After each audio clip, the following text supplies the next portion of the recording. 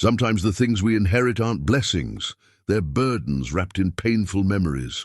For Clara Matthews, a 62-year-old widow barely making ends meet in the Montana mountains, inheriting her distant cousin's rundown cabin felt like one more weight on her tired shoulders. The place was falling apart, the roof leaked, and it came with a golden retriever who wouldn't leave.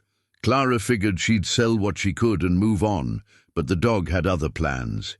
He kept digging at the old floorboards and leading her to strange spots around the property. When Clara finally followed him, she found something that would change her life forever. A $3 million secret hidden beneath years of neglect. But would this discovery bring her the peace she deserved? Or would it tear apart everything she'd worked to build? Before we jump back in, tell us where you're tuning in from, and if this story touches you, make sure you're subscribed, because tomorrow I've saved something extra special for you. The inheritance letter had arrived on a Tuesday morning in March, delivered by old Pete Garrison, who'd been carrying mail up these mountain roads for 37 years. Clara Matthews had been splitting kindling behind her small trailer when Pete's truck rumbled up the gravel drive, exhaust pipe rattling like a snake's warning. "Got something official for you, Clara?" Pete had called, his weathered face creased with concern. In these parts, official mail usually meant trouble. Overdue taxes, medical bills, or notices about property disputes that dragged on for generations. Clara wiped her hands on her worn flannel shirt and accepted the thick manila envelope. The return address bore the name of a law firm in Billings she'd never heard of, and the weight of the envelope suggested more than a simple letter. Her fingers trembled slightly as she tore it open, not from the morning chill, but from the familiar anxiety that accompanied any unexpected correspondence. The words swam before her tired eyes. Inheritance, deceased relative, property transfer. Her cousin Edgar Henley, a man she'd met perhaps 3 times in her 62 years, had died the previous month and left her his cabin and 40 acres up in the Beartooth Mountains. Clara had to sit down on her porch steps, the letter fluttering in her lap as she tried to process this unexpected turn. Edgar had been her father's cousin's boy, nearly 20 years older than Clara, and always something of a mystery. She remembered him as a quiet man who appeared at family funerals and departed just as silently. He'd never married, never had children, and apparently had no one else to leave his property to except a distant relative he barely knew. The lawyer's letter was businesslike, but not unkind. Edgar had died peacefully in his sleep, it stated, and had been specific in his will that the property should go to Clara Matthews, daughter of William Matthews, his second cousin. There were no debts against the property, no complications, just a simple transfer of ownership. The cabin was described as rustic but habitable, and there was mention of personal effects that would need to be sorted through. What struck Clara most was a handwritten note tucked behind the legal documents, clearly in Edgar's careful script. "Clara, I hope this place brings you more peace than it brought me. Take care of Rusty. He's a good dog who deserves better than an old hermit for company. The place has its secrets, but they're yours now. Use them wisely. Edgar." Clara had stared at that note for a long time, wondering what secrets a rundown mountain cabin could possibly hold. More pressing was the question of what to do with this unexpected inheritance. She'd been scraping by on her late husband Frank's small pension and odd jobs, cleaning houses in town, helping with harvest season, selling her preserves at the farmer's market. The trailer she rented sat on land that wasn't hers, and the rent ate up more of her income each year. Maybe Edgar's cabin could be sold. Even a rundown place with 40 acres might bring enough to buy her something small in town, closer to work and medical care. At 62, Clara was tired of the isolation, tired of wondering if she'd be able to afford heating oil through another hard winter. The drive to Edgar's place took 2 hours on winding mountain roads that climbed steadily through pine and aspen forests. Clara's old pickup truck wheezed with the altitude, and she had to stop twice to let the engine cool.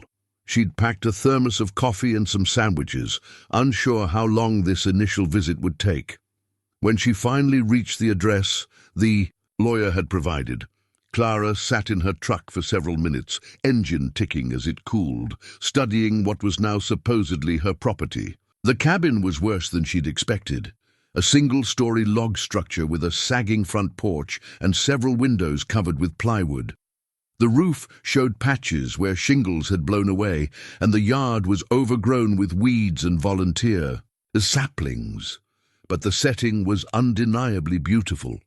The cabin sat in a natural clearing surrounded by towering pines, with a view across a small meadow toward the distant peaks of the Beartooth Range. A creek bubbled somewhere nearby, and the silence was broken only by the whisper of wind through the trees and the distant call of a hawk. As Clara climbed out of her truck, she heard barking from somewhere behind the cabin. The sound was deep and resonant, a large dog, and from the tone not particularly welcoming. She hesitated, wondering if she should have brought something to defend herself with, but then remembered Edgar's note about Rusty. The dog that emerged from behind the cabin was indeed large. A golden retriever with a thick, somewhat matted coat and intelligent brown eyes. He approached cautiously, head lowered but tail giving the slightest wag. Clara could see his ribs showing through his coat and realized he'd probably been surviving on whatever he could forage since Edgar's death. "Hello, Rusty," she said softly, crouching down and extending her hand. "I'm Clara. I guess we belong to each other now." The dog sniffed her hand thoroughly before allowing her to scratch behind his ears. His tail began wagging more enthusiastically, and Clara felt her first genuine smile in weeks. She'd always been fond of animals, though she and Frank had never been able to afford pets. The cabin's front door was unlocked, the key hanging from a nail driven into the doorframe, mountain trust that would seem foolish anywhere else. Inside, the place smelled of wood smoke, old coffee, and something indefinably masculine. The main room served as both living area and kitchen, with a stone fireplace dominating one wall and a small wood-burning stove in the corner that clearly served for both heating and cooking. Edgar's personal belongings were scattered throughout. Books, stacked on every available surface, coffee cups sitting where he'd left them, a pair of worn boots by the door. On the mantelpiece above the fireplace sat a collection of old photographs, including one that made Clara catch her breath. It was a family photograph from what looked like the 1950s, showing a group of people standing in front of this very cabin. When it was new and well-maintained, Clara recognized her own father as a young man, standing next to a woman who must have been Edgar's mother. Edgar himself appeared to be a teenager in the photo, tall and serious even then. She studied the photograph for a long time, trying to piece together family connections she'd never fully understood. Her father had rarely spoken about his extended family, and after he died when Clara was in her 20s, many of those stories had died with him. Rusty had followed her inside, and now sat patiently by her side, as if waiting for her to make some decision about their shared future. Clara looked around the cabin with new eyes, trying to see past the clutter and neglect to what the place could become. The bones of the structure seemed solid enough, and with some work, it could be comfortable. More importantly, it was hers, the first property she'd ever owned outright. The kitchen area held surprises, a newer propane refrigerator that was still running, cupboards stocked with canned goods and basic supplies, and a hand pump at the sink that presumably drew water from a well. Edgar had been more prepared for mountain living than the rustic appearance suggested. Clara spent the rest of the afternoon going through the cabin room by room. The bedroom was small but adequate, with a simple iron bed and a dresser that held Edgar's few clothes. The bathroom was basic but functional, with a composting toilet and a small shower fed by a propane water heater. What impressed her most was the workshop attached to the back of the cabin. Edgar had been handy with tools, and the space was organized, with the precision of someone who took pride in his craft. Hand tools hung from pegboards, lumber was neatly stacked, and several half-finished projects suggested he'd been actively working until the end. As evening approached, Clara found herself reluctant to leave. She'd brought enough clothes for an overnight stay.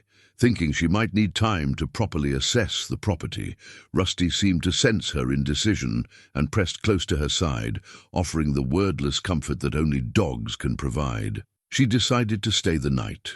The propane stove worked fine for heating a can of soup she found in Edgar's pantry, and there was plenty of firewood stacked on the porch. As darkness settled over the mountains and the temperature dropped, Clara found herself enjoying the warmth of the fireplace and the companionable presence of her new four-legged friend. That night, lying in Edgar's simple bed with Rusty curled up on the floor beside her, Clara felt something she hadn't experienced in years, a sense of possibility. Maybe this inheritance wasn't just about property that could be sold. Maybe it was about a chance to start over, to build something meaningful in the time she had left. She'd always loved the mountains, even though Frank's work had kept them in town most of their married life. Here, surrounded by forest and silence, she could imagine a different kind of future. The challenges were real. The cabin needed significant work, and living this far from town would require careful planning. But for the first time since Frank's death 3 years ago, Clara felt like she had choices beyond mere survival. As she drifted off to sleep, she could hear Rusty's steady breathing and the soft settling sounds of the old cabin. Outside, an owl called from somewhere in the darkness, and Clara found the sound comforting rather than lonely. Tomorrow, she would start making practical decisions about this unexpected inheritance, but tonight she allowed herself to dream about what could be possible in this hidden corner of the mountains. Clara woke to the sound of Rusty whining at the front door. Morning light filtered through the cabin's small windows, revealing dust motes dancing in the golden beams. She'd slept better than she had in months, despite the unfamiliar bed and surroundings. After letting Rusty out and starting a fire in the wood stove to take the chill off the morning air, Clara made coffee using Edgar's old percolator and began planning her day. She needed to assess what repairs the cabin required and decide whether she could afford to make this place livable. The roof was her biggest concern. Several missing shingles had allowed water damage in the corner of the main room, and she could see staining on the ceiling that suggested ongoing leaks. The plumbing seemed functional but basic, and she wasn't sure about the electrical system. Edgar had clearly relied more on kerosene lamps and candles than electric lighting. She was examining the water damage in the corner when Rusty began behaving strangely. The dog had been following her around the cabin in a companionable way, but now he was fixated on a particular section of the floor near the stone fireplace. He whined softly and began pawing at the wide plank flooring, his claws scratching against the old wood. "What is it, boy?" Clara asked, kneeling down beside him. "Did you lose a toy under there?" But Rusty's behavior was insistent, almost urgent. He continued pawing at the same spot, occasionally looking up at Clara, as if trying to communicate something important. She ran her hands over the floorboards, feeling for anything unusual. One plank seemed slightly higher than the others, and, when she pressed on it, it gave slightly under the pressure. Clara looked around for something to pry with and found a screwdriver in Edgar's toolkit. Working carefully, she was able to lift the loose floorboard, revealing a shallow space beneath. Her heart began beating faster as she reached into the hidden compartment. Her fingers touched something wrapped in oilcloth, a small package that crinkled as she lifted it out. Rusty sat back on his haunches, tail wagging, as if pleased that she'd finally understood his message. Inside the oilcloth were several folded papers, yellowed with age but protected from moisture. Clara carried them to the kitchen table where the light was better and spread them out carefully. What she found made her sit down heavily in Edgar's wooden chair. The papers were handwritten in what appeared to be Edgar's careful script, but some were clearly much older, documents in faded ink written in a different hand. There were letters, what looked like legal documents, and several sheets covered with numbers and calculations. One letter, dated just 6 months ago, was clearly Edgar's final thoughts. If someone is reading this, then I'm gone, and my secrets die with me unless I do something about it. I should have told family years ago, but pride and fear kept me quiet.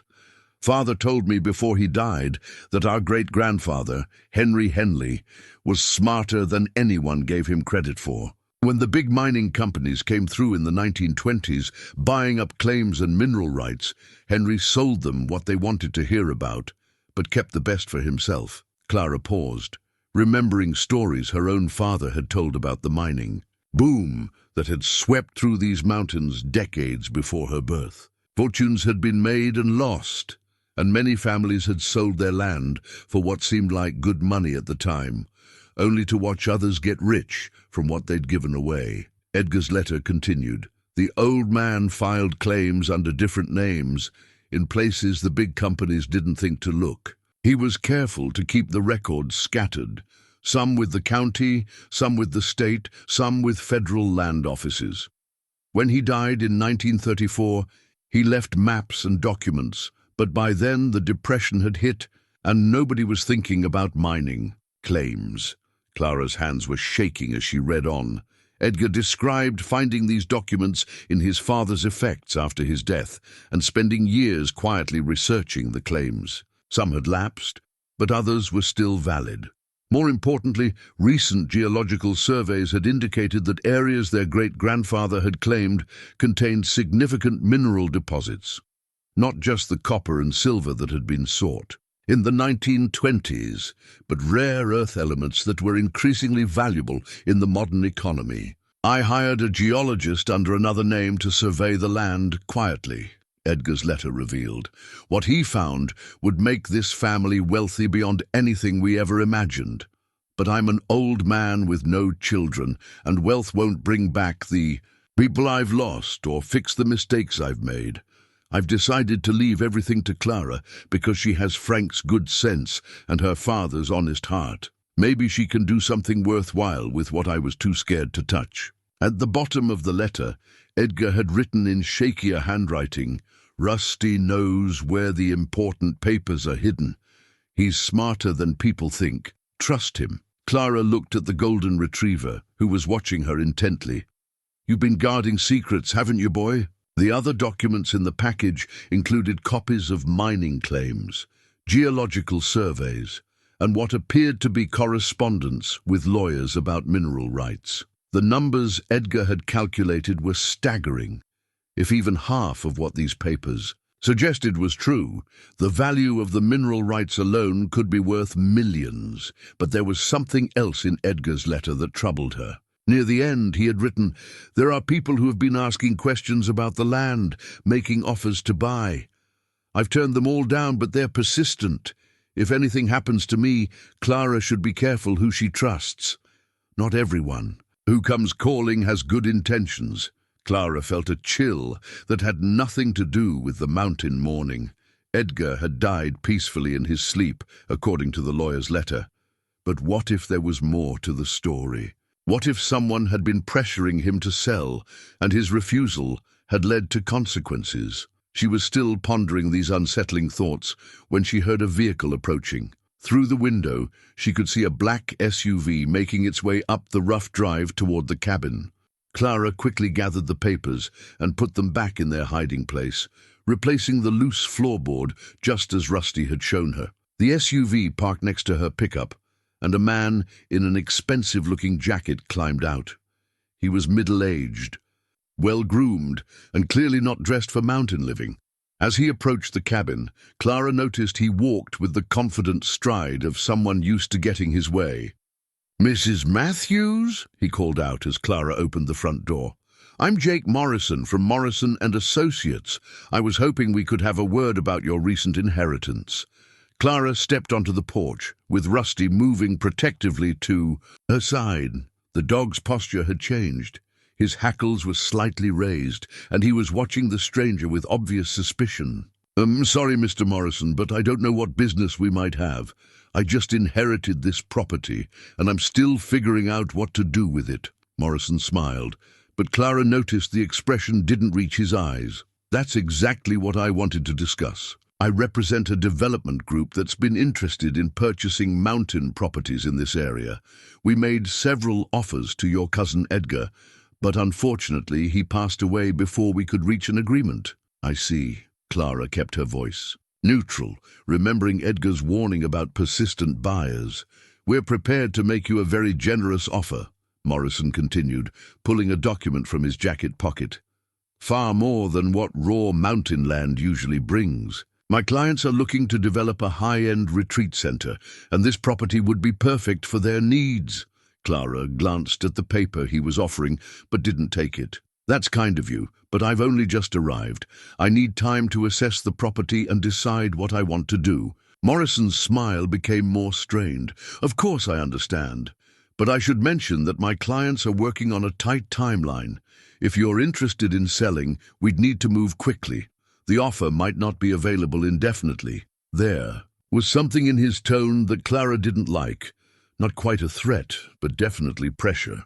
"I appreciate you taking the time to drive all the way up here, but I'm not ready to make any decisions about selling. Perhaps you don't understand the challenges of maintaining a property this remote," Morrison pressed. "The costs of repairs, utilities, access, it can be overwhelming for someone in your situation." Clara bristled at the assumption about her situation, and she noticed that Rusty had moved even closer to her side, a low growl rumbling in his chest. "Mr. Morrison, I think our conversation is over. When I'm ready to consider selling, I'll contact real estate agents myself." Morrison's facade finally slipped, and Clara saw irritation flash across his features. "Mrs. Matthews, I hope you'll reconsider. This is a valuable opportunity, and my clients don't like to be kept waiting." After Morrison left, driving away faster than was safe on the rough mountain road, Clara sat on the porch steps with Rusty beside her. The dog seemed to sense her unsettled mood and pressed close against her leg. Edgar's warnings about persistent buyers suddenly seemed much more relevant. Morrison's visit had felt wrong from the beginning, too convenient, too aggressive, and far too knowledgeable about her circumstances for a simple development deal. Clara went back inside and retrieved Edgar's papers from their hiding place. Reading through them again with Morrison's visit fresh in her mind, she began to understand why her cousin might have been suspicious of outside interest. If these mineral rights were as valuable as Edgar believed, then people would go to considerable lengths to acquire them. The question was, how far would they go? As afternoon turned to evening, Clara found herself jumping at every sound from the forest. Rusty seemed restless too, occasionally going to the windows and whining softly. When she finally decided to stay another night, rather than drive back to her trailer in the dark, Clara made sure all the doors were locked, something that had probably never occurred to Edgar in his decades of mountain living. She fell asleep. That night, with Edgar's papers hidden under her mattress and Rusty lying alert by the bedroom door, her dreams were filled with images of dark SUVs and strangers with cold smiles, and she woke several times to the sound of Rusty's low growling. Though she never determined what had disturbed him, by morning Clara had made a decision. She wasn't ready to sell this property to anyone, especially not to Jake Morrison and his mysterious clients, but she was going to need help understanding exactly what Edgar had left her and how to protect it. First, though, she was going to let Rusty show her what other secrets this mountain property might be hiding. Clara spent the morning studying Edgar's cryptic notes by the light streaming through the cabin's small windows. The documents were more complex than she'd initially realized, filled with references to survey markers, geological formations, and legal descriptions that meant little to her. But one thing was becoming clear: Edgar had been methodical in his research, and everything pointed to something significant hidden somewhere on this 40-acre property. Rusty had been watching her with patient intelligence, occasionally padding over to nuzzle her hand as if sensing her frustration. When she finally set the papers aside and looked at him directly, his tail began wagging. "All right, boy," she said, rising from Edgar's kitchen table. "Edgar said you were smart, and you certainly knew about that hiding place under the floor. What else have you been keeping secret? The golden retriever immediately headed for the door, pausing to look back at Clara with obvious expectation. She grabbed her jacket and followed him outside, wondering if she was being foolish to put so much trust in a dog's instincts. Rusty led her past the cabin toward what appeared to be an overgrown trail winding through the pine trees. Clara had noticed the path during her initial survey of the property, but had assumed it was just a deer trail. Now, following Rusty's confident lead, she could see signs of human use. Occasional stones placed as steps over rough spots, and trees that had been selectively cleared to maintain the route. The trail wound uphill for about a quarter mile before emerging in a small clearing dominated by a massive granite boulder. Rusty ran directly to the rock formation and began pawing at something near its base. Clara approached cautiously and found what appeared to be a metal cylinder wedged into a crevice in the stone. The cylinder was about the size of a coffee can, sealed with wax and wrapped in what looked like waterproof material. Clara worked it free and carried it back to the cabin, with Rusty trotting proudly beside her as if he'd accomplished something important. Inside the cylinder, protected from decades of mountain weather, Clara found a hand-drawn map that made her catch her breath. The crude sketch showed the cabin, the creek, several landmarks she recognized, and a network of symbols scattered across the property. Small X marks were connected by dotted lines, creating a pattern that suggested a systematic search or survey. At the bottom of the map, in Edgar's careful handwriting, was a note: great-grandfather's original markers. Some still there, some moved. Trust the old survey stakes, they don't lie. Clara studied the map, trying to orient herself to the landmarks. The boulder where Rusty had led her was clearly marked, along with what appeared to be several other significant points around the property. If Edgar was right, these locations corresponded to the mining claims their great-grandfather had filed nearly a century ago. She decided she needed help understanding what she was dealing with. The nearest neighbor Edgar had mentioned in his papers was someone named Mrs. Henderson, who lived about 2 miles down the mountain road. Clara had noticed the mailbox during her drive up, but hadn't stopped to introduce herself. Loading Rusty into her pickup truck, Clara drove down the winding road to the Henderson place. The property was well maintained, with a neat log house surrounded by gardens that showed the careful attention of someone who understood mountain growing seasons. Mrs. Henderson turned out to be a spry woman in her 70s with silver hair, pulled back in a practical bun and eyes that missed nothing. She came out to greet Clara before she'd even climbed out of the truck, wiping her hands on a gardening apron. "You must be Clara Matthews," she said with a warm smile. "I heard Edgar's property had been inherited by family. I'm Margaret Henderson, but everyone calls me Maggie." "News travels fast up here," Clara observed, accepting the firm handshake Maggie offered. "Pete Garrison mentioned you'd been asking about the property. In these mountains, the mailman knows everything worth knowing." Maggie's attention turned to Rusty, who had jumped down from the truck and was wagging his tail hopefully. "Well, hello there, Rusty. I was wondering what had become of you. You knew Edgar's dog." "Oh, yes. Edgar used to bring him by occasionally, especially in the winter months when the isolation got heavy. Rusty's a good dog, smart as a whip and loyal as they come. Edgar doted on him, which was saying something for a man who kept mostly to himself." Maggie invited Clara inside for coffee, and they sat at her kitchen table while Rusty made himself comfortable on a rug by the wood stove. The interior of Maggie's house was warm and welcoming, filled with quilts, books, and the accumulated treasures of a long life. "I'll be honest with you," Clara said after they'd settled with their coffee. "I'm trying to understand what Edgar left me. The property, yes, but there seems to be more to it than just a cabin and some land." Maggie studied Clara carefully before responding. "Edgar was a private man, but he wasn't secretive without reason. What kind of more are you talking about?" Clara hesitated, then decided to trust her instincts about Maggie's character. "I found some papers hidden in the cabin. Documents about mining claims and mineral rights that go back to our great-grandfather. Edgar seemed to think they might be valuable. Maggie nodded slowly. That would be Henry Henley's claims. Edgar asked me about them once, years ago.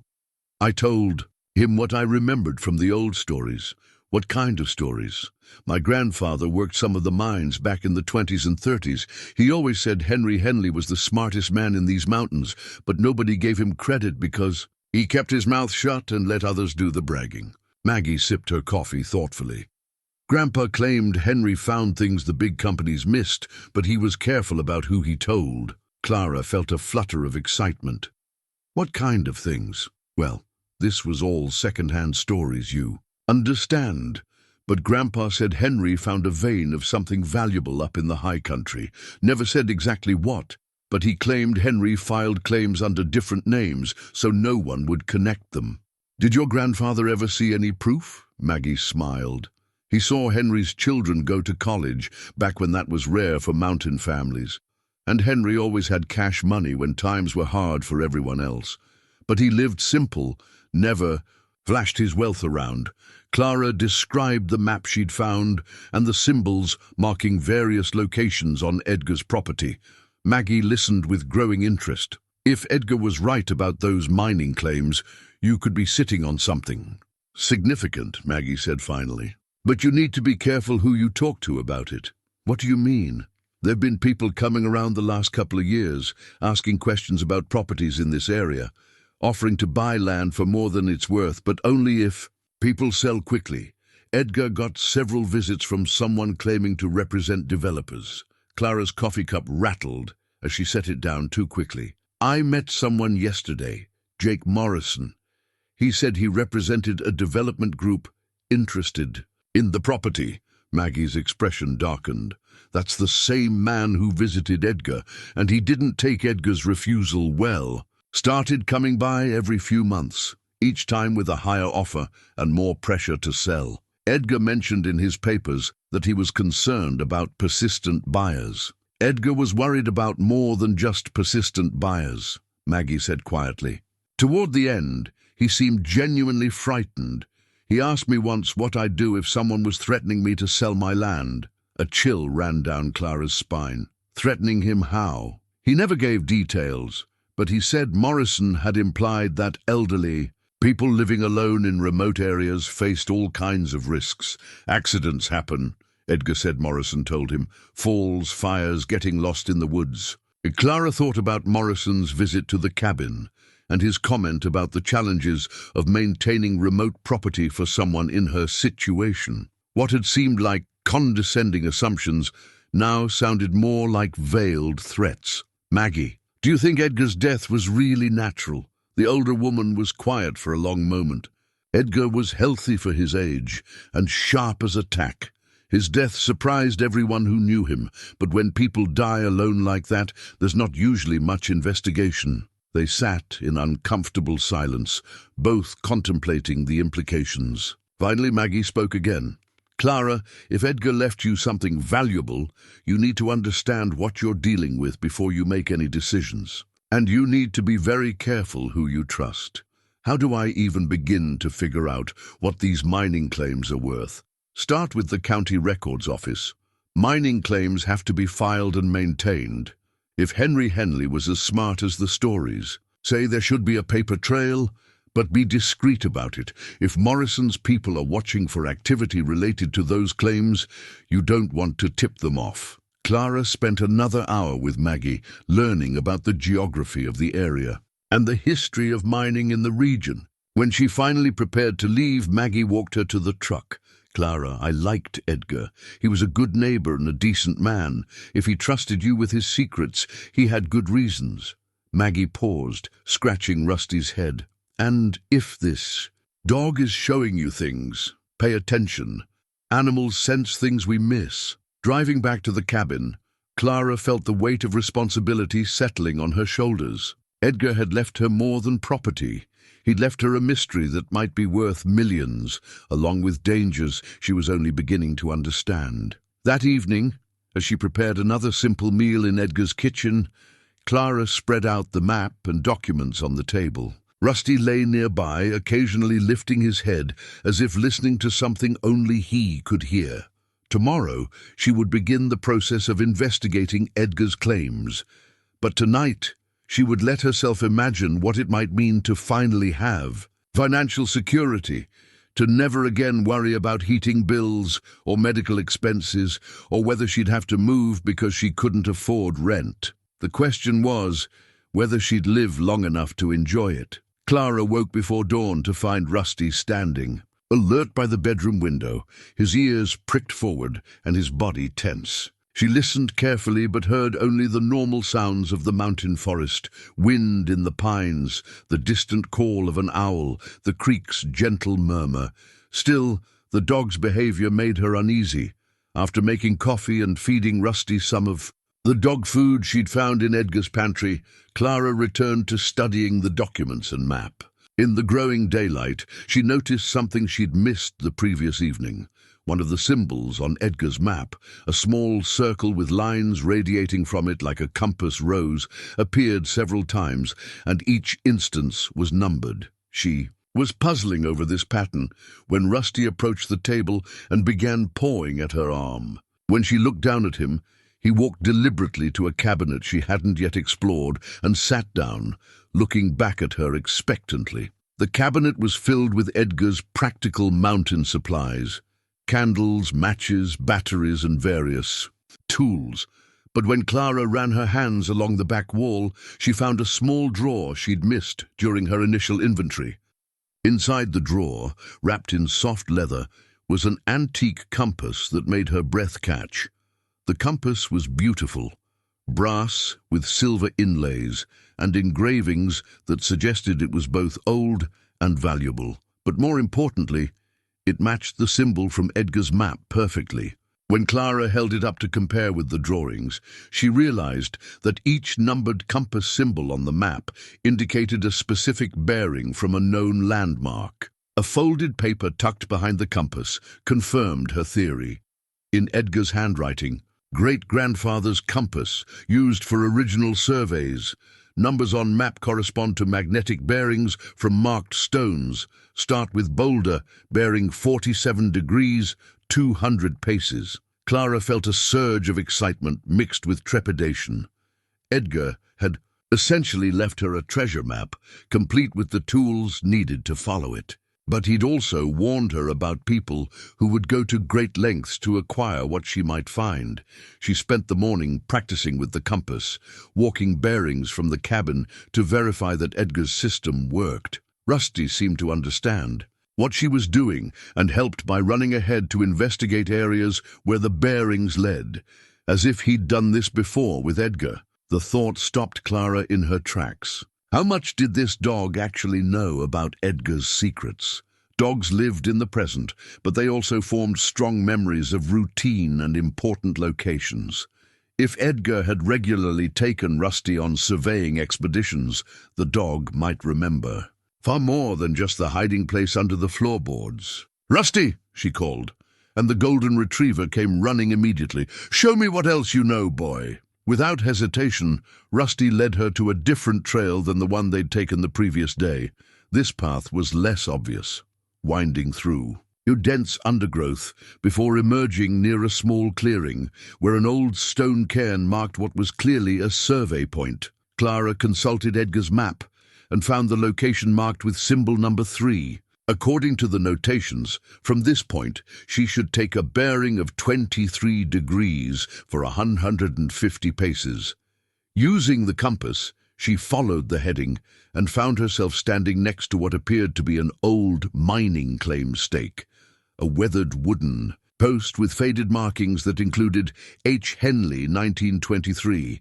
Her heart began racing as she realized she was standing at an actual mining claim filed by her great-grandfather nearly a century ago. The wooden stake was still legally valid as long as the proper fees had been maintained, and according to Edgar's papers, they had been. Over the next several hours, following Rusty's lead and Edgar's compass bearings, Clara located 3 more survey markers. Each one bore Henry Henley's name and a date from the 1920s, and each was positioned with the precision of someone who understood both geology and the legal requirements for establishing mining claims. What impressed Clara most was the strategic thinking behind her great-grandfather's choices. Unlike the obvious sites that had attracted the big mining companies, Henry had selected locations that seemed insignificant at first glance: a small creek bed, a seemingly barren hillside, a grove of aspen trees growing in soil that looked unremarkable, but Edgar's notes suggested otherwise. At each location, Henry had found geological indicators that hinted at mineral deposits below the surface. His strategy had been to file claims on land that others overlooked, then quietly maintain those claims through decades when mining activity shifted elsewhere. By late afternoon, Clara was exhausted but exhilarated. She'd found 5 of the 7 locations marked on Edgar's map, and each one told the same story. Methodical planning by a man who understood that patience and secrecy could be more valuable than flashy displays of wealth. As she and Rusty made their way back to the cabin, Clara's mind was racing with questions. How much were these mineral rights actually worth in today's market? What would she need to do to validate the claims legally? And most importantly, how could she investigate these questions without alerting people like Jake Morrison to what she'd discovered? She was so absorbed in thought that she almost missed the black SUV parked behind her pickup truck at the cabin. Clara felt her stomach drop as she recognized Morrison's vehicle, and she noticed immediately that he wasn't alone this time. A second man in similar business attire was leaning against the passenger door. "Mrs. Matthews," Morrison called out as she approached. "I hope you don't mind the unannounced visit. I wanted to introduce you to my associate, Mr. Webb." Webb was younger than Morrison, but had the same predatory smile and expensive clothes that seemed out of place in the mountain setting. He stepped forward with his hand extended, but Clara noticed that Rusty had positioned himself between her and the strangers, his posture alert and protective. "We were hoping you'd had time to consider our offer," Morrison continued when Clara didn't respond to Webb's attempted handshake. "As I told you yesterday, I'm not ready to make any decisions about selling," Clara replied, proud that her voice remained steady despite her accelerated heartbeat. "Perhaps you haven't fully considered the implications of maintaining this property," Webb interjected, his tone carrying an edge that Morrison had kept hidden. "Remote properties like this face all sorts of challenges: accidents, break-ins, fires that spread quickly in dry conditions." Clara felt a chill that had nothing to do with the mountain air. Webb's words echoed what Maggie had told her about Morrison's previous threats to Edgar. "I appreciate your concern," she said carefully, "but I'm quite capable of taking care of myself and my property." Morrison and Webb exchanged a look that Clara didn't like. Morrison's facade of friendly business interest was slipping, revealing something harder underneath. "Mrs. Matthews, we're trying to help you understand reality," Morrison said. "You're a widow living alone, far from medical help or emergency services. If something happened to you out here, it might be days before anyone found you." Rusty's growl was low but unmistakable, and Clara noticed that both men took a step backward. The golden retriever might look friendly, but he was also large and clearly protective of his new owner. "Gentlemen, I think this conversation is over," Clara said firmly. "I'll ask you to leave my property now." Webb's mask slipped completely, and Clara saw naked anger flash across his features. "Don't be stupid, lady. Take the money and walk away while you still can." That sounded like a threat, Clara observed, her voice steady despite her fear. Morrison grabbed Webb's arm and shot him a warning look. "What my associate means is that our clients have other options if you're not interested in selling. They could pursue development in adjacent areas, which might affect your property values." "Then I guess I'll deal with that when it happens," Clara replied. "Now please leave." After the men drove away, Clara sat on the cabin's front porch with Rusty pressed against her side, trying to process what had just occurred. The encounter had crossed a line from business pressure into something much more dangerous. Webb's barely contained anger, and Morrison's thinly veiled threats made it clear that these men weren't simply representing developers interested in mountain retreats. They knew, or at least suspected, that Edgar's property contained something valuable.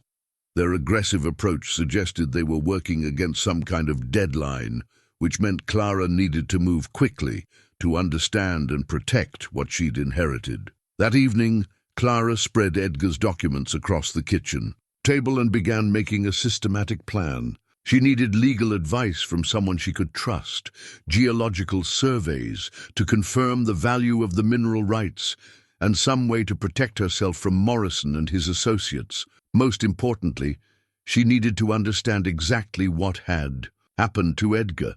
Maggie's suspicions about his death were looking more credible with each passing hour. As she worked by lamplight with Rusty sleeping at her feet, Clara felt the weight of responsibility settling more heavily on her shoulders. Edgar had left her a treasure, but he'd also left her a mystery that was growing more dangerous by the day. She thought about her late husband Frank and what he would have advised in this situation. Frank had been a practical man who believed in doing the right thing even when it was difficult. He also had believed in fighting for what was important, whether that meant standing up to unfair employers or protecting people who couldn't protect themselves. Looking around Edgar's simple cabin, Clara realized that this wasn't just about money anymore. It was about family legacy, environmental protection, and justice for an old man who had died alone while trying to preserve something important for future generations. Tomorrow, she would begin the process of fighting back. But tonight, she would honor Edgar's memory by learning everything she could about the treasure he had spent his lifetime protecting. Clara spent a restless night planning her next moves, startling awake several times when Rusty lifted his head to listen to sounds from the forest that she couldn't identify. By morning, she had decided that her first priority was understanding the legal and financial implications of Edgar's mineral rights claims. The drive to the County Historical Society in Red Lodge took 2 hours on winding mountain roads. Clara had called ahead and spoken with the librarian, explaining that she was researching her family's mining history without mentioning the potential value of what she might find. The Historical Society occupied a converted Victorian house filled with the accumulated records of a century of mountain life. The librarian, a retired teacher named Dorothy Walsh, greeted Clara warmly and led her to a research room lined with filing cabinets and document storage boxes. Mining records from the 1920s can be tricky, Dorothy explained as she pulled several boxes from the shelves. The federal government, state and county all kept different types of records, and they don't always match up. What exactly are you looking for? Clara showed Dorothy the copies of Henry Henley's claims that Edgar had preserved. Dorothy studied them with the practiced eye of someone who had spent years helping people trace their family histories. These look authentic, Dorothy observed. Your great-grandfather was thorough. He filed with all the appropriate agencies and maintained his claims properly. That was smart, because many people lost their rights when they failed to meet the annual requirements. Working together, Clara and Dorothy spent the morning tracing Henry Henley's mining activities through the historical records. What they found painted a picture of a man who had been far more sophisticated than family stories suggested. Henry had filed 13 separate claims between 1922 and 1925, each under slightly different names that were all legally variations of his own. Henry Henley, H. Henley, Henry H. Henley. The claims were scattered across 3 counties and covered areas that geological surveys had later identified as potentially rich in various minerals. Your great-grandfather was either very lucky or very knowledgeable about geology, Dorothy commented as they studied maps showing the distribution of his claims. Several of these locations were dismissed by the big mining companies at the time, but later surveys suggested they contained significant deposits. Clara's excitement grew as Dorothy pulled out a folder of geological surveys from the 1970s and 1980s. Government studies of the region had identified the very areas Henry had claimed as containing not just traditional metals like copper and silver, but also rare earth elements that were increasingly valuable in modern technology. Dorothy, how would someone go about determining the current value of these mineral rights? You'd need current geological surveys and market assessments, Dorothy replied. But I should warn you, if these claims are as valuable as they appear, you're likely to attract attention from mining companies and speculators. Clara thought about Morrison and Webb's aggressive visit the previous day. What kind of attention? The mining business has changed a lot since your great-grandfather's time. Today's companies operate on a much larger scale, and they don't always play by the old rules. If someone thinks you're sitting on valuable deposits, they might use tactics your great-grandfather never had to deal with. Dorothy's warning echoed Maggie's advice about being careful who to trust. Clara was beginning to understand that Edgar's caution hadn't been paranoia. It had been prudent self-protection. After making copies of the relevant documents, Clara drove to the county clerk's office to verify that Henry's claims were still legally valid. The process was tedious, involving searches through decades of filing records and fee payments, but the results were encouraging. All 13 of Henry Henley's original claims remained active and properly maintained. Edgar had been scrupulous about paying the required annual fees and filing the necessary paperwork to keep the claims current. As Henry's heir through Edgar, Clara now held legal title to mineral rights that could be worth millions. The magnitude of her inheritance was just beginning to sink in when Clara's cell phone rang. The caller ID showed Morrison's name, and she hesitated before answering. "Mrs. Matthews, I hope you've had time to reconsider our discussion," Morrison's voice carried, a forced cheerfulness that didn't mask the underlying tension. "Mr. Morrison, I thought I made my position clear yesterday." "Yes, well, circumstances have a way of changing people's perspectives. I'm calling because we've received some concerning information about your property." Clara felt her stomach tighten. "What kind of information?" "It seems there may be environmental issues that could affect the land's value and your liability as the owner. Potential contamination from old mining activities, unstable ground conditions, that sort of thing." Clara's mind raced. Morrison's timing was too convenient. He was calling just hours after she'd researched Henry's mining claims. Either he was bluffing or someone was monitoring her activities. "I appreciate your concern," she said carefully, "but I haven't seen any evidence of environmental problems." "These issues aren't always visible to untrained observers," Morrison replied smoothly. "My clients would be willing to purchase the property despite these potential liabilities, but obviously that affects our offer. We might need to reduce our previous price to account for cleanup costs." Clara almost laughed at the transparent manipulation. Morrison was trying to pressure her into selling by creating imaginary problems while simultaneously offering to solve them at a reduced price. "Mr. Morrison, I'm not interested in selling at any price. Please don't call me again."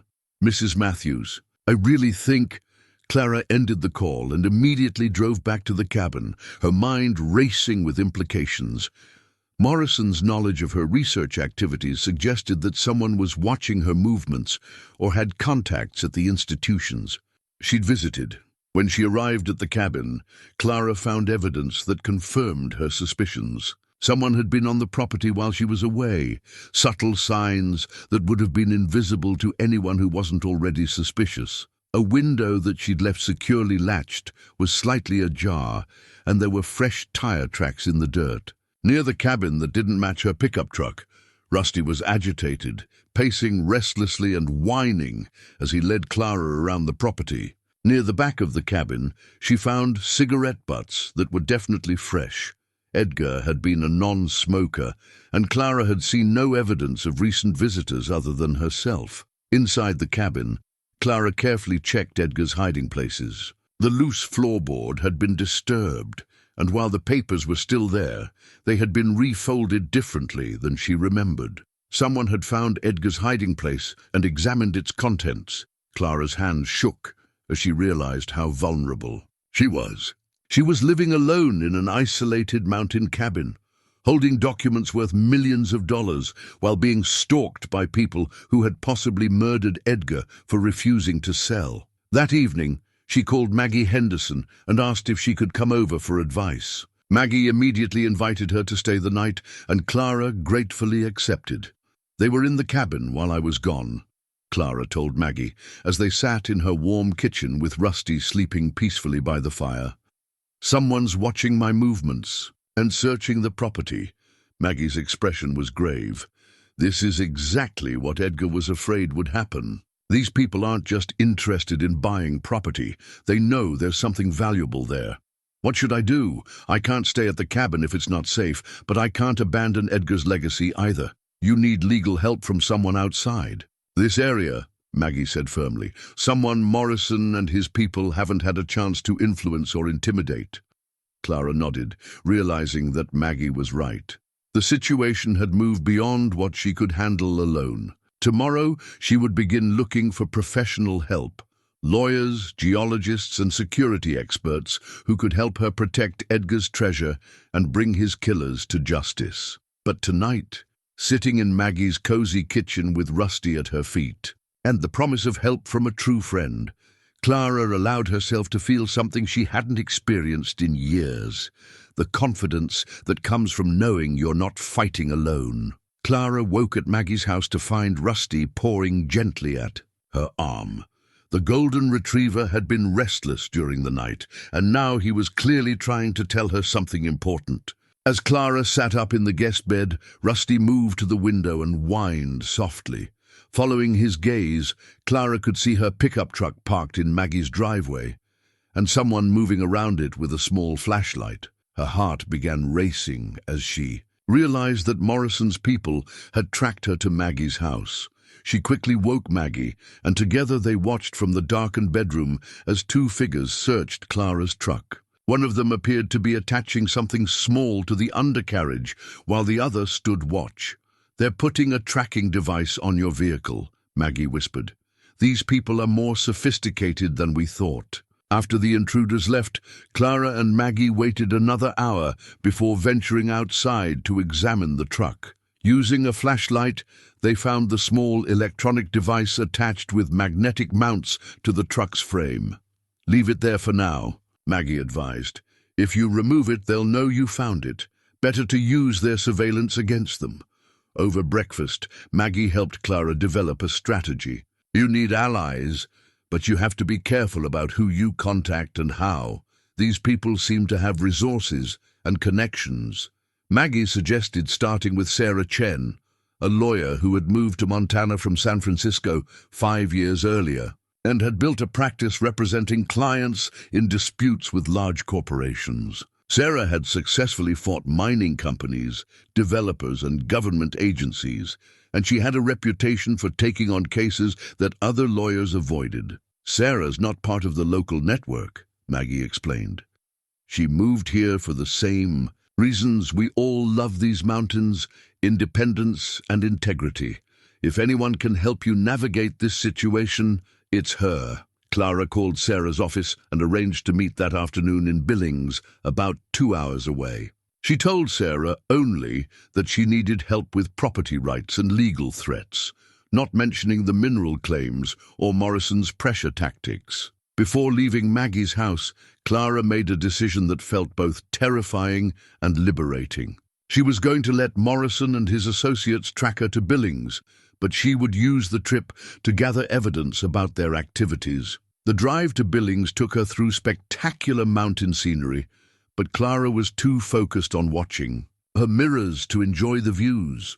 Sure enough, she spotted a dark sedan, maintaining a discreet distance behind her for most of the journey. Sarah Chen's office occupied the second floor of a restored brick building in downtown Billings. Sarah herself was a petite woman in her 40s, with sharp eyes and a direct manner that immediately put Clara at ease. "Tell me about your situation," Sarah said, as they settled in her conference room. Clara began with Edgar's death and her inheritance, gradually revealing the mineral rights claims, Morrison's pressure tactics, and the evidence that someone was monitoring and threatening her. Sarah listened without interruption, occasionally taking notes. When Clara finished, Sarah was quiet for several minutes, studying the documents Clara had brought. "Mrs. Matthews, if these mineral rights are as valuable as you suspect, you're dealing with people who view millions of dollars as worth considerable risk. The break-ins, surveillance, and threats suggest they're willing to escalate beyond legal business practices. What are my options? Legally, your position is strong. Your great-grandfather's claims appear valid, and you have clear inheritance rights. But legal protection doesn't help if someone decides to use illegal methods to force you out." Sarah outlined a comprehensive strategy. First, they would have the mineral rights professionally evaluated to determine their actual value. Second, they would document Morrison's harassment and threats to build a case for restraining orders and potential criminal charges. Third, they would quietly investigate Morrison and his associates to determine who they really represented. "Most importantly," Sarah continued, "we need to ensure your personal safety. These people have already demonstrated they're willing to break into your property and monitor your movements." Clara felt a mix of relief and apprehension. Having professional help was reassuring, but Sarah's warnings made it clear that the situation was even more dangerous than she'd realized. After leaving Sarah's office, Clara made several other stops in Billings, a bank where she opened a safety deposit box for Edgar's most important documents, an outdoor goods store where she purchased a better lock for the cabin and a basic security system, and a veterinarian's office where she had Rusty examined and updated his vaccinations. It was at the veterinarian's office that Clara made a discovery that changed everything. Dr. Patricia Williams was a thorough professional who insisted on a complete examination for any new patient. As she worked her hands through Rusty's thick coat, checking for injuries or abnormalities, she paused at his neck. "That's interesting," Dr. Williams murmured, probing gently at something near Rusty's collar. "There's something sewn into the leather here. It feels like a small key." Clara's pulse quickened as Dr. Williams carefully cut the stitches that held Rusty's collar together. Inside, wrapped in waterproof material, was indeed a small brass key with numbers etched into its surface. "Any idea what this might open?" Dr. Williams asked as she handed Clara the key. Clara studied the numbers. They matched a sequence from one of Edgar's cryptic notes. "I think it's a safety deposit box key." The veterinarian helped Clara repair Rusty's collar, and as they worked, Clara's mind raced with implications. Edgar had hidden a key in his dog's collar, something so important that he'd taken extraordinary precautions to protect it, and something that Rusty had been carrying unknowingly for months. On the drive back to the mountains, Clara noticed that the dark sedan was still following her at a distance, but now she felt less like prey and more like someone with a plan. Edgar had left her more than mineral rights and property.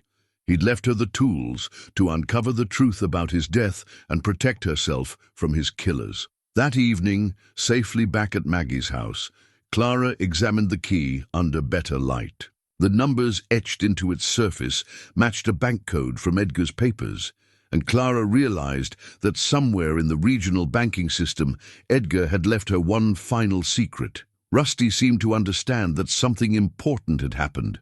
He stayed close to Clara's side, occasionally nuzzling her hand, as if offering comfort and encouragement. "Tomorrow, boy," Clara told him softly, "we're going to find out what your master wanted us to discover." As she fell asleep that night, Clara thought about Edgar's methodical planning and his faith that she would be smart enough and brave enough to follow the trail he'd left. She was no longer just a struggling widow who had inherited an unexpected burden. She was Henry Henley's great-granddaughter, Edgar's chosen heir, and someone who was determined to see justice done. The treasure hunt was about to reach its climax, and Clara finally felt ready for whatever she might find. Clara and Sarah Chen arrived at the First National Bank of Billings just after opening time the next morning. The safety deposit box key from Rusty's collar had led them to this downtown branch, and Clara felt her anxiety building as they approached. The customer service desk. The bank manager, a professional woman named Linda Reeves, examined Edgar's death certificate and Clara's identification with careful attention. "I remember Mr. Henley," she said quietly. "He was very particular about his banking arrangements and always insisted on handling his business personally." After verifying Clara's legal right to access Edgar's safety deposit box, Linda escorted them to the vault area. The box corresponding to Edgar's key was larger than Clara had expected, one of the bank's biggest storage units. "Take as much time as you need," Linda said, leading them to a private viewing room. "Ring the bell when you're finished." Clara's hands trembled slightly as she inserted the key and opened the metal box. Inside, organized with Edgar's characteristic precision, were documents, photographs, and several manila envelopes that appeared to contain different types of records. The first envelope was labeled "Medical Confidential" in Edgar's handwriting. Inside, Clara found copies of medical records from Edgar's final months, including blood tests, doctor's visits, and medication prescriptions. Sarah examined the documents with growing concern. "Clara, look at this," Sarah said, pointing to a series of blood test results from the weeks before Edgar's death. "These show increasingly high levels of heavy metals in his system. Lead, mercury, arsenic. That's not natural accumulation."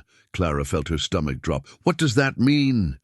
"It means Edgar was being poisoned, slowly and systematically. This wasn't natural death. It was murder made to look like natural causes."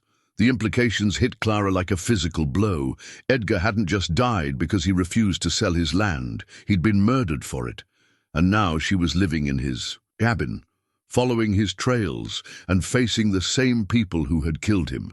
The second envelope contained correspondence between Edgar and various doctors, including a letter to a toxicologist at the University of Montana asking for advice about unexplained symptoms. Edgar had suspected he was being poisoned, but hadn't been able to prove it.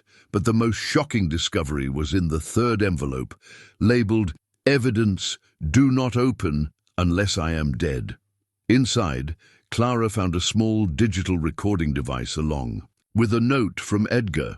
"I started recording my conversations with visitors after I became suspicious. The device was hidden in my living room. If you're reading this, then what it recorded probably explains why I'm gone." Sarah examined the recording device, which appeared to be a sophisticated piece of equipment capable of hours of digital storage. "We need to listen to this, but we should do it somewhere secure. If this contains evidence of murder, it could put you in immediate danger." Clara agreed, and they carefully packed everything back into the safety deposit box, taking only copies of the medical records and the recording device. As they prepared to leave the bank, Linda Reeves approached them with an expression of concern. "Mrs. Matthews, I probably shouldn't tell you this, but you asked me to call if anyone else inquired about Mr. Henley's accounts." Clara's pulse quickened. "Someone else has been asking?" "Yesterday afternoon, a man named Morrison came in asking about Mr. Henley's banking arrangements. He claimed to be handling estate matters for the family, but when I asked for documentation, he became evasive and left quickly." Clara and Sarah exchanged glances. Morrison's investigation of Edgar's finances confirmed that he knew far more about the situation than his pose as a simple property developer suggested. They drove to Sarah's office in tense silence, both understanding that they were about to hear evidence of Edgar's murder. In the privacy of Sarah's conference room, they connected the recording device to a laptop computer and began listening to hours of audio files.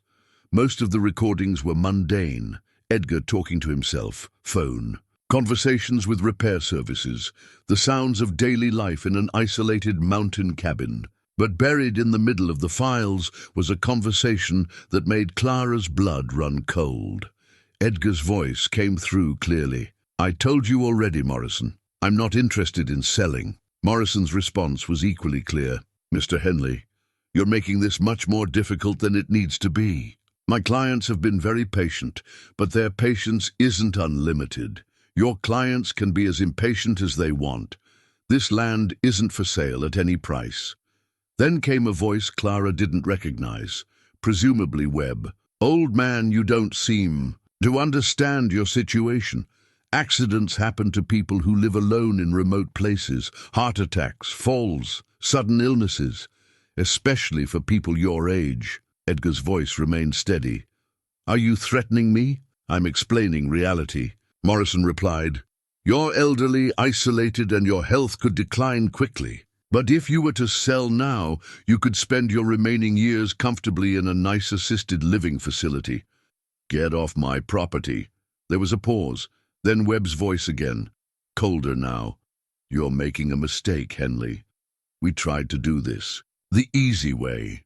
The conversation continued for several more minutes, with Morrison and Webb becoming increasingly explicit about the consequences of Edgar's refusal to sell. They discussed the value of his mineral rights, mentioning specific geological surveys and market prices that proved they knew exactly what Edgar's land contained. But the most chilling moment came near the end of the recording. Webb, the old, man's already showing symptoms. How much longer, Morrison? Doctor says another few weeks at the current dosage. Needs to look natural. Gradual decline. Organ failure consistent with his age. Edgar's voice, fainter now. I know what you're doing to me. I know you're poisoning me. Morrison, prove it. By the time anyone thinks to look for toxins, you'll be cremated and the evidence will be gone. The recording ended there, but Clara was shaking with rage and horror.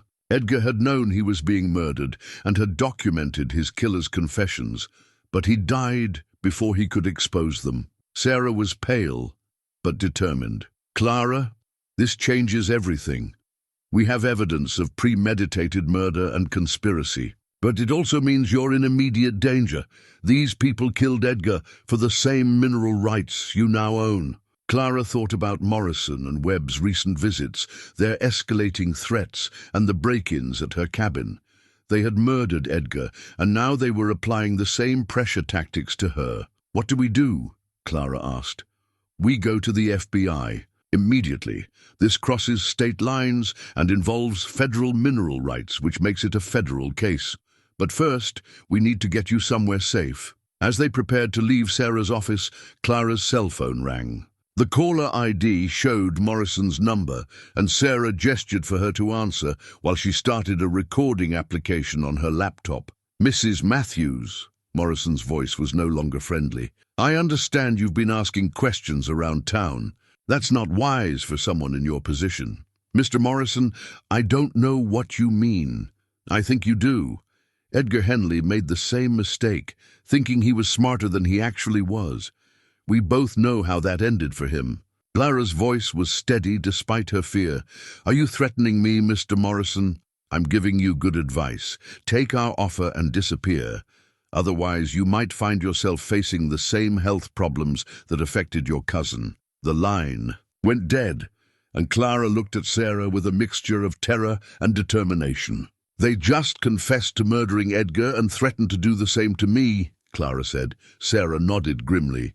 And we have it all recorded. Now we fight back. For the first time since inheriting Edgar's property, Clara felt like she had the tools to seek justice. But she also understood that the real battle was just beginning, and Morrison's people would do anything to silence the only witness to their crimes. The treasure Edgar had left her wasn't just valuable mineral rights, it was the evidence needed to bring his killers to justice. Now Clara had to stay alive long enough to use it. Within hours of hearing Edgar's recording, Clara found herself in the surreal situation of sitting in an FBI field office in Billings, telling federal agents about murder, mineral rights worth millions, and a golden retriever who had helped solve the case. Special Agent Maria Rodriguez was a no-nonsense professional who had spent 15 years investigating white-collar crimes that turned violent. She listened to Edgar's recording with the focused attention of someone who had heard similar stories before. Mrs. Matthews, this recording provides strong evidence of murder and conspiracy, but we need more to build a prosecutable case, Agent Rodriguez explained. We need to verify the medical evidence, establish the connection between Morrison and his clients, and gather additional proof of their criminal activities. Sarah Chen had accompanied Clara to the FBI meeting and now served as her advocate in navigating the federal investigation. "What kind of additional evidence would help?" she asked. "We need Morrison and his associates to make new incriminating statements, preferably with federal agents as witnesses. We also need to identify who's really behind this operation. Morrison is clearly working for someone with significant resources." Agent Rodriguez outlined a plan that made Clara's stomach tighten with anxiety. She would return to her cabin, monitored by federal surveillance teams, and allow Morrison to make contact. Again, this time, she would be wearing sophisticated recording equipment that would capture any threats or confessions. The goal is to get Morrison and his people to reveal their employers and make explicit threats that we can use to arrest them, Rodriguez explained.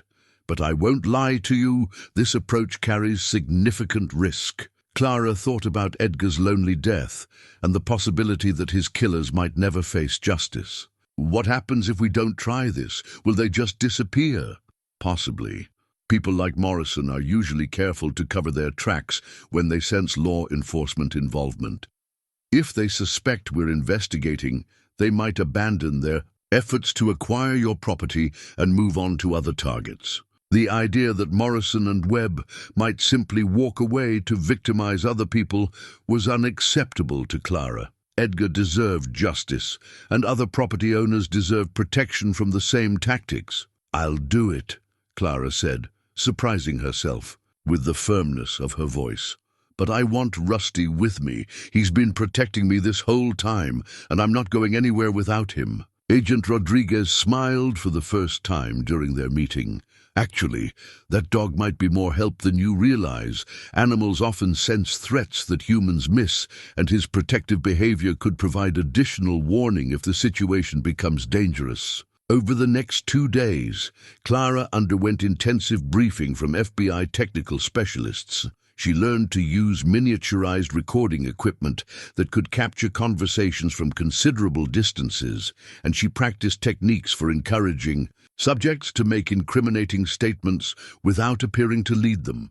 Most importantly, she learned about the extensive surveillance network that would be watching her every move. Federal agents would be positioned around Edgar's property, monitoring both Clara's safety and Morrison's activities. If the situation became dangerous, help would be seconds away. Maggie Henderson insisted on being part of the operation, arguing that her decades of mountain experience made her valuable as a lookout and communications link. Against Agent Rodriguez's initial objections, Maggie was equipped with encrypted radio equipment and positioned at her house where she could observe the road leading to Edgar's cabin. "I knew Edgar for 20 years, Maggie told the federal agents. "If we're going to catch his killers, I want to be part of making it happen." On a crisp Thursday morning, Clara returned to Edgar's cabin for what everyone hoped would be the final confrontation with Morrison and his associates. Rusty seemed to sense the tension and stayed close to her side as she moved through the familiar rooms, checking the recording equipment and reviewing the plan one final time. Agent Rodriguez's voice came through Clara's nearly invisible earpiece. "Remember, we need them to make specific threats or confessions. Don't push too hard, let them do the talking." Clara had been back at the cabin for less than 2 hours when Maggie's voice crackled through the radio. "Clara, 2 vehicles coming up the mountain road. The black SUV and a white pickup truck. 4 men total." Clara's heart began racing as she realized Morrison had brought additional help for this confrontation. Through her earpiece, she heard Agent Rodriguez's calm voice. "We see them. Stay calm. Follow the plan. And remember that we're watching everything." Rusty had already positioned himself near the front door, his posture alert and protective. Clara took a deep breath and tried to project the image of a frightened widow who was ready to surrender rather than face further threats. The vehicles pulled up to the cabin with deliberate intimidation, parking to block Clara's pickup truck. and positioning themselves for a quick escape if necessary. Morrison climbed out of the SUV along with Webb and two other men Clara didn't recognize. All four were dressed in business attire that looked absurdly out of place in the mountain setting, but their serious expressions made it clear this wasn't a friendly business call. "Mrs. Matthews," Morrison called out as he approached the cabin. "I hope you've had time to reconsider our conversation." Clara opened the door but remained on the porch with Rusty beside her. "Mr. Morrison, I've been thinking about what you said." "Good. That shows wisdom." Morrison's smile was predatory. "Have you decided to accept our offer?" "I'm concerned about the health problems you mentioned," Clara said carefully, following the FBI's coaching about encouraging Morrison to repeat his threats. "You said Edgar had health issues before he died." Webb stepped forward, his expression darker than Morrison's false friendliness. "Edgar Henley was stubborn, just like your being. Stubborn people in isolated places often develop serious health problems." One of the new men, a thin individual with cold eyes, spoke for the first time. "Mrs. Matthews, we understand you've been asking questions around town. That's not smart for someone in your position." Clara felt a chill, but forced herself to continue. "What kind of position am I in?" Morrison's mask slipped slightly.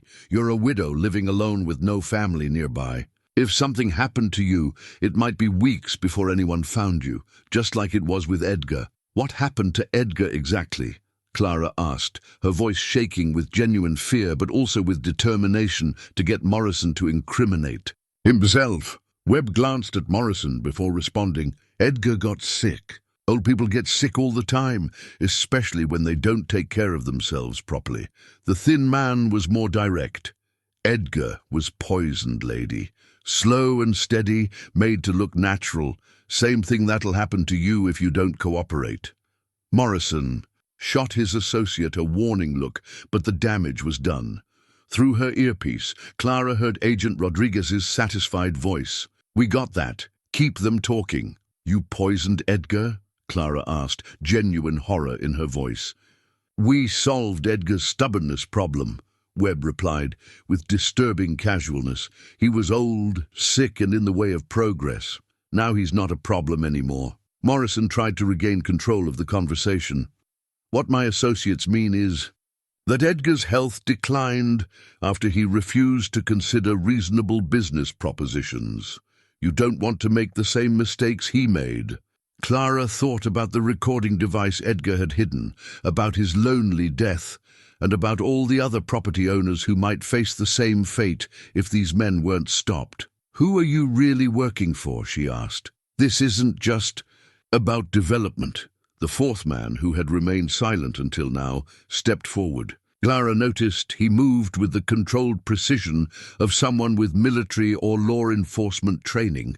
"Mrs. Matthews, you need to understand that you're dealing with people who have invested significant resources in acquiring mineral rights. In this region, the deposits on your land are worth more than you can imagine, and my employers don't accept failure." "What kind of deposits?" Clara pressed, hoping to get them to reveal more about their knowledge of Henry Henley's claims. Morrison's patience was clearly wearing thin. "Rare earth elements, strategic minerals essential for modern technology. Your great-grandfather was smarter than anyone realized. He filed claims on some of the richest deposits in the continental United States." Webb added with obvious frustration. "Deposits that should belong to people who know how to develop them properly, not some old hermit and his crazy relatives." Through her earpiece, Clara heard multiple voices as FBI agents coordinated their positions. Agent Rodriguez's voice was tense. "They're getting agitated. Be ready to move away from them quickly if needed." Clara noticed that Rusty's hackles were rising, and he was beginning to growl low in his chest. The dog's behavior had proven reliable throughout this ordeal, and his obvious distress suggested the situation was about to escalate. Morrison stepped closer to the porch, his friendly facade completely abandoned. "Mrs. Matthews, this conversation ends now. You have 24 hours to accept our offer and sign over the mineral rights. If you don't, you'll start experiencing the same health problems Edgar had." And if I go to the police, the thin man laughed harshly. Lady, Edgar tried. That. Called the sheriff, talked to his doctor, even contacted some lawyer in Billings. Didn't help him much, did it? Webb's expression was genuinely menacing now. We have people everywhere. Law enforcement, medical facilities, local government. Nobody's going to believe a crazy old woman talking about poison and murder. They'll just think you're losing your mind from the isolation. Morrison pulled out a small vial filled with clear liquid. This is what Edgar received in his coffee. Every morning for 6 weeks, tasteless, odorless, and completely untraceable after cremation. Very humane, really. Clara stared at the vial in horror, realizing she was looking at the murder weapon that had killed Edgar. Through her earpiece, she heard Agent Rodriguez's urgent voice. That's enough. We're moving in now. Suddenly, Rusty erupted into loud barking and moved to stand directly between Clara and Morrison.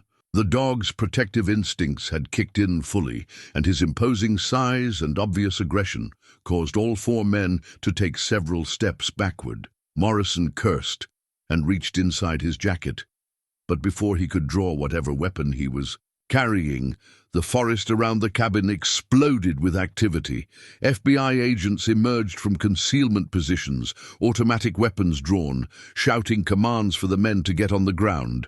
Clara dropped to her knees and wrapped her arms around Rusty, watching as the men who had murdered Edgar were finally brought to justice. Morrison, Webb, and their associates were on the ground in handcuffs within minutes, their threats and confessions captured by sophisticated recording equipment that would ensure their convictions. Agent Rodriguez approached Clara as the other agents secured the scene. You did perfectly, Mrs. Matthews.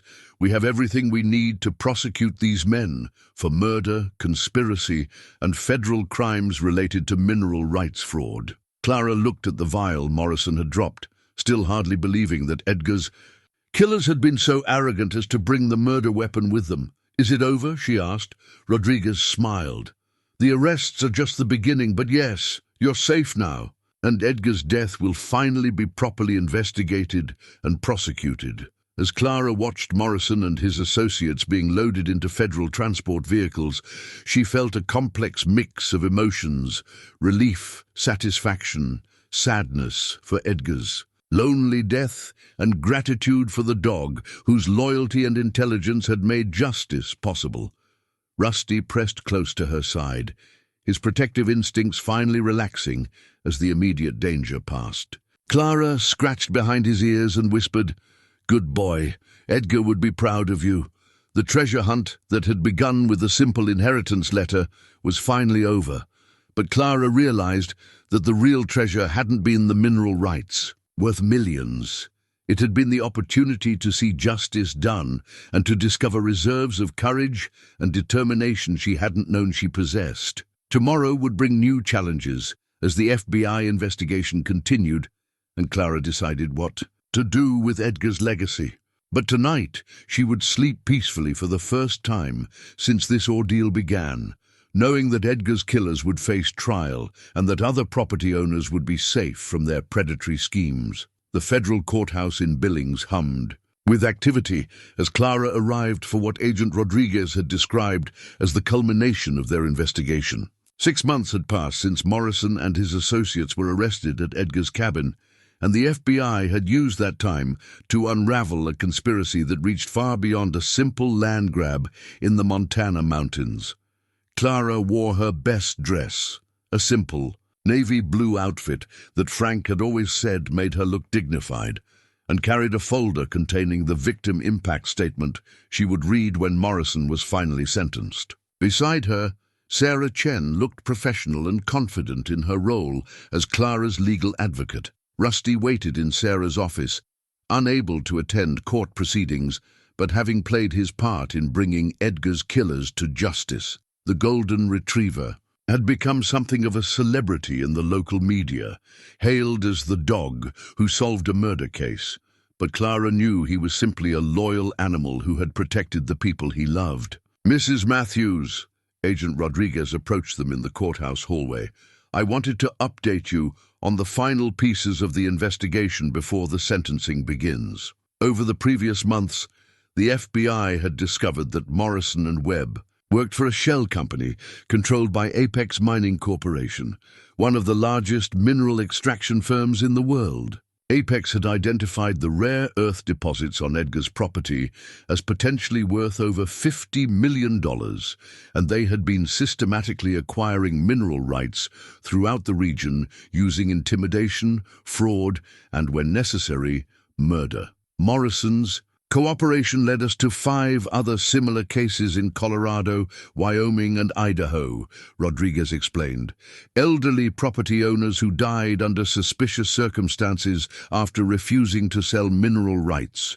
We're reopening all those investigations. Clara felt a mix of satisfaction and sadness. Edgar's death had been part of a much larger pattern of corporate predation, but at least his sacrifice would help protect other potential victims. Inside the packed courtroom, Clara took her seat in the front row, designated for victims' families. Morrison, Webb, and their 2 associates sat at the defense table, looking far less intimidating in orange prison uniforms than they had in expensive business suits at Edgar's cabin. Judge Patricia Hawkins called the court to order and began reviewing the charges. Morrison had been convicted of first-degree murder, conspiracy, fraud, and violations of federal laws governing mineral rights. His sentence could range from life imprisonment to the death penalty. Webb and the other associates had accepted plea bargains in exchange for their testimony against Morrison and Apex Mining, but they still faced significant prison time for their roles in Edgar's murder and the broader conspiracy. When Judge Hawkins called for victim impact statements, Clara rose from her seat with hands that trembled only slightly. She had rehearsed these words for weeks, but speaking them in front of Edgar's killers still felt surreal. Your Honor, my name is Clara Matthews, and I'm here to speak for my cousin Edgar Henley, who cannot speak for himself because Jake Morrison murdered him. Clara's voice grew stronger as she continued. Edgar was a good man who lived quietly and hurt no one. He loved his dog, maintained his property with pride, and honored the legacy our great-grandfather left him. Morrison and his associates poisoned Edgar slowly and deliberately, not for any personal grievance, but simply because Edgar refused to sell land that had been in our family for nearly a century. She looked directly at Morrison as she spoke, noting that he avoided her eyes. Edgar died alone and afraid, knowing he was being murdered but unable to prove it or protect himself. He spent his final weeks documenting the threats and evidence, hoping someone would eventually seek justice for his death.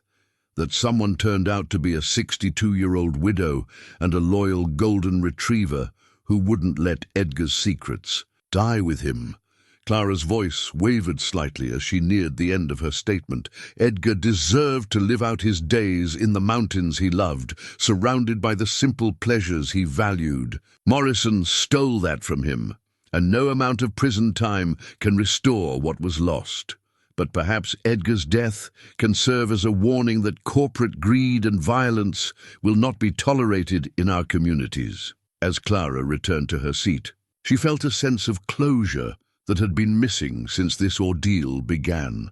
Edgar's story had been told in open court, his killers had been identified and convicted, and his legacy would be preserved through the legal precedents established by this case. Judge Hawkins called for Morrison's final statement before sentencing.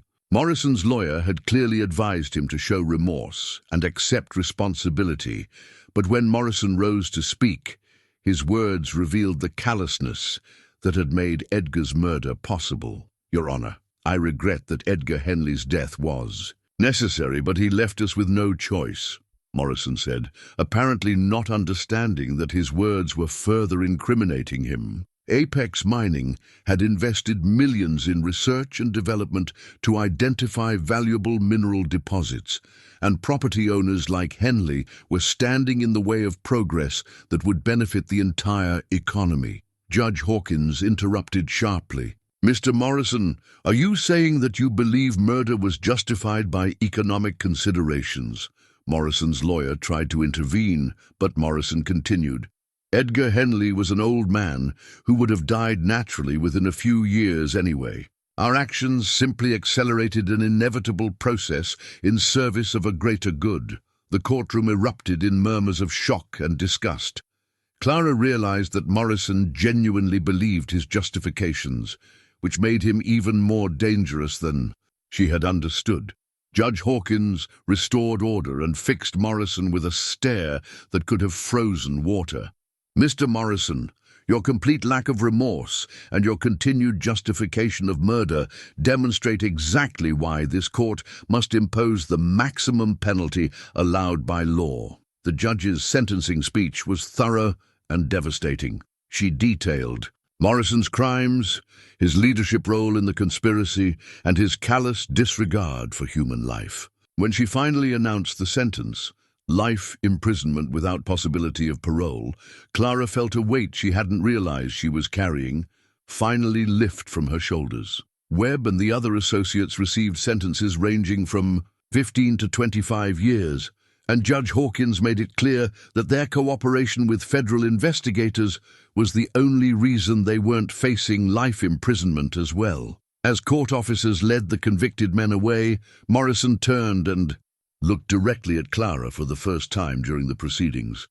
His expression held no remorse, only cold calculation, and Clara realized that even from prison, Morrison would remain dangerous to anyone who had opposed him. Agent Rodriguez approached Clara as the courtroom emptied. "There's one more piece of business we need to discuss," she said quietly. "Apex Mining has indicated they want to negotiate a settlement for the mineral rights on your property." Clara looked surprised. "I thought they were facing criminal charges too." "The corporate officers are still under investigation, but Apex is trying to minimize their legal exposure by resolving the civil aspects of the case. They're offering a substantial sum for the rights Edgar died protecting." Clara thought about Edgar's dedication to preserving the family legacy and his warnings about corporate greed. "Agent Rodriguez, what happens to those mineral deposits if I don't sell to Apex?" "You could lease the rights to other companies, develop them yourself, or simply leave them in the ground. The choice is entirely yours." As Clara left the courthouse with Sarah Chen, she reflected on how much her life had changed since receiving Edgar's inheritance letter nearly a year ago. She had gone from struggling to pay rent on a trailer to owning mineral rights worth millions. But more importantly, she had discovered reserves of courage and determination she never knew she possessed. The legal battle was over, but Clara's real decision lay ahead. What to do with the treasure Edgar had spent his life protecting, and how to honor both his memory and the responsibility that came with such wealth. 3 weeks after Morrison's sentencing, Clara sat in Sarah Chen's conference room reviewing a stack of documents that would determine the future of Edgar's legacy. The mineral rights evaluation had been completed by independent geologists, and the results exceeded even Edgar's most optimistic calculations. The rare earth deposits on the 40-acre property were worth an estimated $87 million. At current market prices, making Clara one of the wealthiest individuals in Montana. But with that wealth came decisions that would affect not just her own future, but the environmental and economic landscape of the entire region. Sarah spread out a map showing the location of the mineral deposits relative to the surrounding ecosystem. "Clara, before you decide anything, you need to understand the environmental implications of large-scale mining in this area." The map revealed that extracting the rare earth elements would require strip mining operations that would destroy the forest, contaminate the watershed, and permanently alter the landscape that Edgar and Henry Henley had worked so hard to preserve. "What are my alternatives?" Clara asked, studying the devastating scope of what full-scale mining would entail. "You could sell the rights to Apex or another mining company and let them handle the extraction, which would make you extremely wealthy, but destroy the land. You could develop the deposits yourself using environmentally sensitive methods, which would take longer and cost more, but preserve much of the ecosystem. Or you could simply leave the deposits in the ground and protect the land permanently." Clara thought about Edgar's simple life and his dedication to preserving the family property. She also thought about the financial security that mining revenue could provide, not just for herself, but for other family members and community projects that could benefit from such wealth. There's a fourth option, Sarah continued. You could establish a conservation trust that permanently protects the land, while using a portion of the mineral wealth to fund environmental and educational programs. Several other landowners have used similar approaches to balance preservation with economic benefit. Before Clara could respond, her phone rang. Agent Rodriguez was calling with news about the ongoing investigation into Apex Mining Corporation. Clara, I wanted to let you know that we've arrested 3 Apex executives on federal charges related to Edgar's murder and the other suspicious deaths we've been investigating, Rodriguez said. Morrison's cooperation led us to evidence that this conspiracy went all the way to the top of the company. The arrests meant that Apex would likely face bankruptcy and criminal penalties that would prevent them from bidding on Clara's mineral rights. More importantly, it meant that Edgar's death had exposed a pattern of corporate violence that would now be prosecuted to the fullest extent of the law. After ending the call, Clara felt a sense of completion that had been building since Morrison's sentencing. Edgar's killers would spend their lives in prison. The corporate conspiracy had been exposed, and the mineral rights that had cost Edgar his life were now secure in Clara's hands. Sarah, I've made my decision about the mineral rights, Clara said with a clarity that surprised her. I want to establish a conservation trust that permanently protects Edgar's property and the surrounding wilderness. I'll use enough of the mineral wealth to ensure the trust is fully funded, and I'll donate the rest to environmental and educational causes that Edgar would have supported. Sarah smiled. That's a beautiful way to honor Edgar's memory. But are you sure you want to give up the financial security that full development could provide? Clara thought about her small trailer, her struggles with medical bills, and the years of wondering whether she'd have enough money for basic necessities. The irony wasn't lost on her that she was giving up a fortune she'd never dreamed of possessing. Sarah, I've lived 62 years without being wealthy, and I've been happy. Edgar lived his whole life protecting this land from people who saw it only as a source of profit. The greatest treasure he left me wasn't the mineral deposits, it was the example of putting principles above personal gain. Over the following weeks, Clara worked with environmental lawyers and conservation experts to establish the Edgar Henley Memorial Trust. The trust would preserve not just Edgar's 40 acres, but would use the mineral wealth to purchase and protect additional lands throughout the region.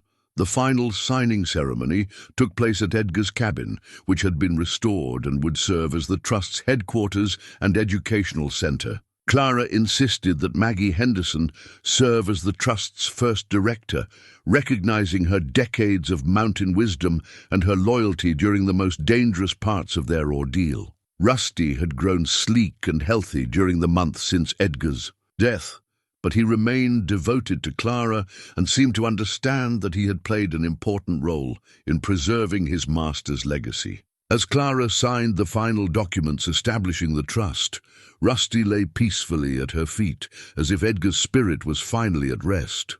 The ceremony concluded with Clara reading a letter she had written to Edgar, thanking him for trusting her with his secrets and promising that his sacrifice would protect the mountains he loved for future generations. As the sun set behind the peaks of the Beartooth Mountains, Clara felt a deep sense of peace. She had inherited far more than property and mineral rights.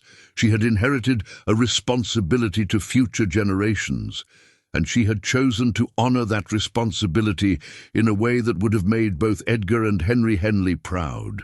The treasure hunt that had begun with a simple inheritance letter had revealed that the greatest wealth wasn't measured in dollars, but in the legacy of principles and protection that one generation could leave for the next. 2 years after inheriting Edgar's cabin, Clara Matthews stood on the front porch of her new home, watching the sunrise paint the Beartooth Mountains in shades of gold and rose. The modest house she'd built on Edgar's property reflected her practical nature.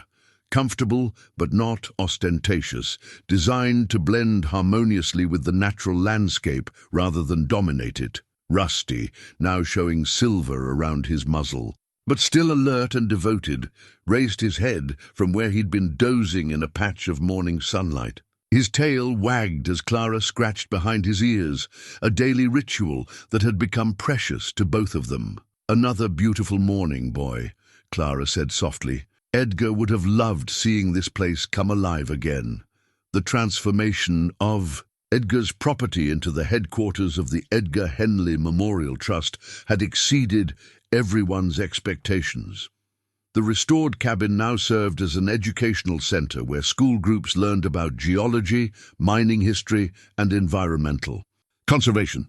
The workshop Edgar had maintained with such care housed equipment for trail maintenance and habitat restoration projects. Most importantly, the trust had succeeded in protecting nearly 3,000 acres of mountain wilderness through purchases, funded by the careful development of a small portion of the mineral rights. Clara had worked with environmental engineers to extract rare earth elements using innovative techniques that left 90% of the ecosystem undisturbed. Maggie Henderson approached from the trail that connected Clara's new house to the main facilities, carrying 2 cups of coffee and wearing the satisfied expression of someone who had found meaningful work in her 70s. "The geology students from the university arrived about an hour ago," Maggie reported, settling into the chair Clara had placed on the porch specifically for these morning conversations. "Their professor says this is the best field study site she's ever worked with. Authentic mining history combined with modern conservation practices." Clara accepted the coffee gratefully, enjoying the routine that had developed over the past year since Maggie had moved to a small house near the trust headquarters. Having a close friend nearby had enriched Clara's life in ways she hadn't expected, providing companionship and shared purpose that made the mountain isolation feel chosen rather than imposed. "Any word from Agent Rodriguez about the appeals process?" Maggie asked. "Morrison's final appeal was denied last week," Clara replied with satisfaction. "He'll spend the rest of his life in federal prison, and the Supreme Court refused to hear his case. Edgar's justice is complete." The legal battle had continued long after Morrison's sentencing, with Apex Mining Corporation ultimately paying over $200 million in criminal fines and civil settlements. Much of that money had been distributed to families of other victims and to environmental restoration projects, ensuring that the company's crimes would at least generate some positive outcomes. Clara's phone buzzed with a text message from Sarah. Jen, who had become not just Clara's lawyer, but one of her closest friends. Sarah was bringing her teenage daughter for a weekend visit, continuing a tradition they'd established to give urban young people exposure to mountain life and conservation. "Work. Sometimes I still can't believe how much has changed," Clara mused, looking out over the thriving landscape that had once hidden such dark secrets. "A year and a half ago, I was wondering if I could afford heating oil for another winter. Now, I'm responsible for preserving thousands of acres and educating people about environmental stewardship." Maggie smiled knowingly. "Edgar chose well when he left this place to you. He saw something in you that maybe you didn't see in yourself." Clara had kept enough of the mineral wealth to ensure her own financial security, but her needs remained modest. She drove a reliable used pickup truck, wore practical clothes, and found her greatest pleasures in simple things.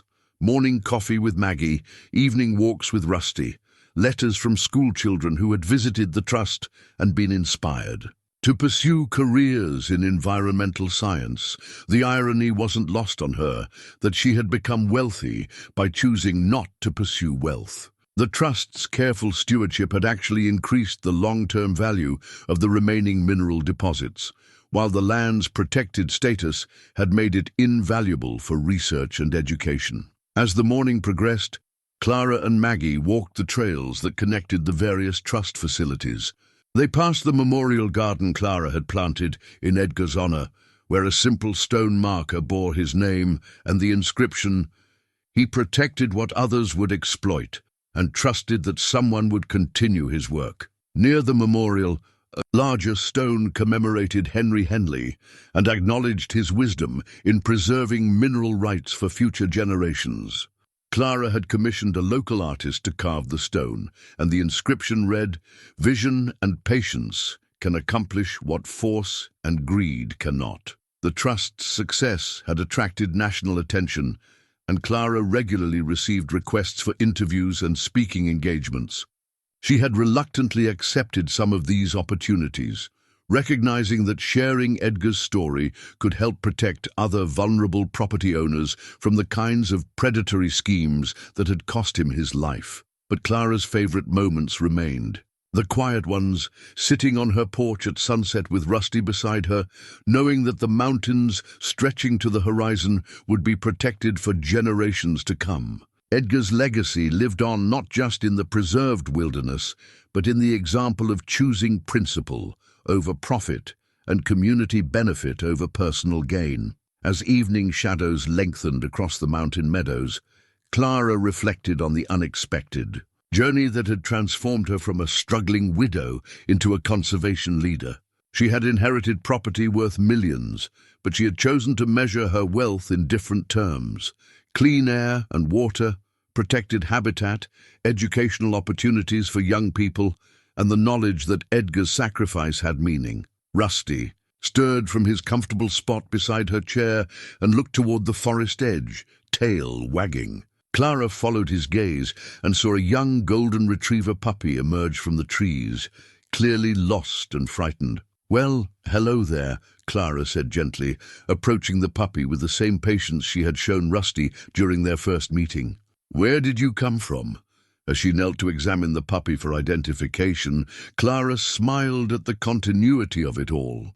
Life in the mountains brought constant opportunities to offer help and protection to those who needed it, whether they were four-legged wanderers or elderly property owners facing corporate intimidation. The puppy allowed Clara to lift him, and she could feel his relief at finding human kindness. Rusty approached carefully, his protective instincts tempered by the wisdom of age, and seemed to approve of the new arrival.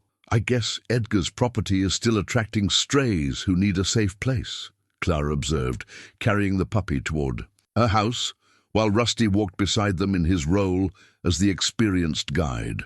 As the stars emerged above the Beartooth Mountains, Clara settled on her porch with both dogs beside her, feeling the deep satisfaction that comes from a life lived according to one's principles. She had found treasure beyond anything Edgar could have imagined, not in the rare earth deposits beneath the mountain soil, but in the purpose and community that had grown from his trust in her judgment. The inheritance letter that had started. This journey still sat in Clara's desk drawer, a reminder of how quickly life can change when we have the courage to follow an unexpected path. Edgar's simple bequest had become a legacy of environmental protection, education, and justice that would continue long after Clara's own time had passed. Tomorrow would bring new challenges and opportunities, but tonight Clara was content to sit in the mountain silence with her four-legged companions, guardian of a treasure that belonged not to her, but to all the generations yet to come who would inherit the protected wilderness that Edgar had died defending. In the end, the greatest treasure of all had been the chance to make a difference, and Clara had discovered that some inheritances are meant to be shared rather than spent.